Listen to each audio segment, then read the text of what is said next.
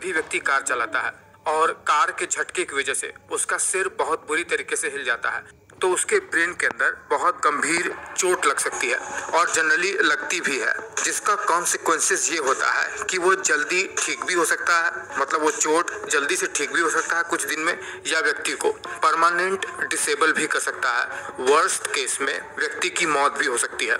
असल में इस चीज को ट्रॉमेटिक ब्रेन इंजरी के नाम से जानते हैं, जिसे शॉर्ट में कॉन्कशन भी कहते हैं। बहुत ज्यादा खतरनाक होता है ये, क्योंकि इसमें ब्रेन की न्यूरॉन्स डैमेज हो जाती हैं, जिसकी वजह से हम मेमोरी स्टोर कर पाते हैं, जिसकी वजह से हम चल पाते हैं, जिसकी वजह से हम इंटेलेक्चुअल एनिमल कहलाते हैं। प्लस वो डैमेज हुई न्यूरॉन कभी रिकवर भी नहीं हो सकती हैं, क्योंकि न्यूरॉन तो डिवीजन के थ्रू अपनी संख्या बढ़ाते भी नहीं है। देखिए, हमारे ब्रेन के ऊपर एक प्रोटेक्टिव लेयर चढ़ी रहती है, एक पतली सी झिल्ली जिसे मेनिंजेस कहते हैं। इसके बीच में एक फ्लूइड भरा रहता है ब्रेन और इस लेयर के बीच में, जिसे सेरेब्रो स्पाइनल फ्लूइड कहते हैं। जब भी हम अपने सिर को हिलाते रहते हैं ना, तो ये जो फ्लूइड है ये कुशन की तरह काम करता है, जिससे कभी भी ब्रेन को अंदर की ओर यानी स्कल के दीवार की ओर से चोट नहीं लगती है। देखिए, क्रिकेटर फिलिप ह्यूज जो ऑस्ट्रेलिया का क्रिकेटर था, सिर पर बॉल लग जाने की वजह से उसकी मौत हो गई थी। मुझे पता है कि आप में से कई लोग ये बात जानते होंगे, ये बहुत ही बड़ी न्यूज़ थी उस समय। उसे ये ट्रॉमेटिक ब्रेन इंजरी ही हो गया था। उसके ब्रेन में बहुत ही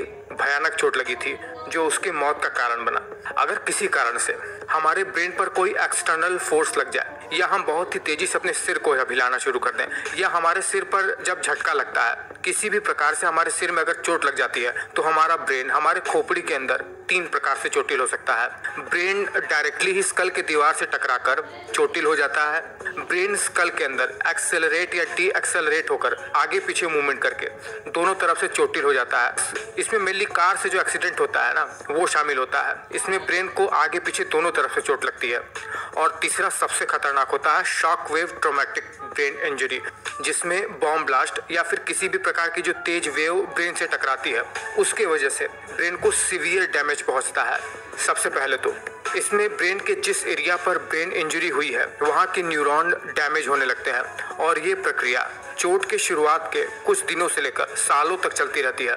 अगर शॉक वेव की वजह से न्यूरॉन के जंक्शन में खिंचाव होता है, मतलब न्यूरॉन के एक्सॉन में खिंचाव होता है, तो न्यूरॉन के एक्सॉन टूटकर सेल बॉडी से अलग हो जाते हैं, जिससे ब्रेन के फंक्शन में कमी आ जाती है। चोट की वजह से डैमेज हुआ ये न्यूरॉन ब्रेन में डिसॉल्व होकर ब्रेन में टॉक्सिसिटी फैलाते हैं, जो कि ब्रेन के फंक्शन में बहुत ही नेगेटिव इम्पैक्ट डालते हैं, और इसके वजह से बहुत ही सीरियस सिम्टम्स देखने को मिलते हैं, जिसमें से सबसे बड़ा सिम्टम है टेम्पररी या परमानेंट मेमोरी का लॉस हो जाना।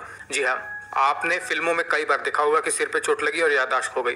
कंफ्यूज रहना, चीज़ों को समझ ना पाना, चलने फिरने में भी दिक्कत होने लगना, बोल ना पाना, सीजर्स पड़ने लगना, ये सब तो इसके कॉमन सिम्टम्स होते हैं। अगर बहुत ज़्यादा एक्सट्रीम कंडीशन हो, बहुत ज़्यादा चोटिल हो जाता है अगर ब्रेन इसमें, तो व्यक्ति की मौत हो जाती है। और इसको डायग्नोज कैसे करते हैं? इसको हम सीटी स्कैन और एमआरआई से डायग्नोज करते हैं कि ब्रेन के कौन से हिस्से में डैमेज पहुंचा है। ब्रेन के जिस हिस्से में डैमेज पहुंचा है, उसी के अकॉर्डिंग सिम्टम्स देखने को मिलते हैं, और उसी के आधार पर इलाज भी किया जाता है। इसीलिए हमेशा सीट बेल्ट बांधकर और बाइक हमेशा हेलमेट पहनकर चलाएं। व्यर्थ में कभी झगड़ा मत करो। और